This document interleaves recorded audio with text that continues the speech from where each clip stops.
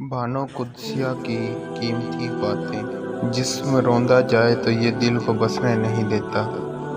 جب اچانک دل اداس ہو جائے تو یہ روح مرمت کرنے کا لمحہ ہے۔ سنا ہے توبہ کرنے سے روح کی مرمت ہو جاتی ہے۔ عورت اپنی عمر کے بارے میں تب جھوٹ بولنا شروع کرتی ہے جب اس کا چہرہ سچ بولنا شروع کرتا ہے۔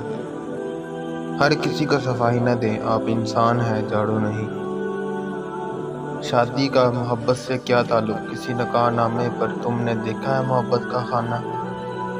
ہر ننگے سر گھومنے والی لڑکی کو شرمندگی کا باعث بننا پڑتا ہے، لیکن اس بیٹی کو دیکھنے والے لڑکے کو کچھ بھی نہیں کہا جاتا۔ محبت کی جالیوں میں کبھی فیصلہ کن سزا نہیں ہوتی، ہمیشہ عمر قید ہوتی ہے۔ ہر مرد کے اندر یہ آرزو ہوتی ہے کہ وہ عورت کو اس کی پٹری سے اتارے اور اپنے رستے پر لے چلے۔ محبت میں مرد مشرک اور عورت موحد ایک ہی خدا کو دل میں سجائے اور اس کو پوجتی ہے، جبکہ مرد چھوٹی چھوٹی بے شمار مورتیوں کو پوجتا ہے۔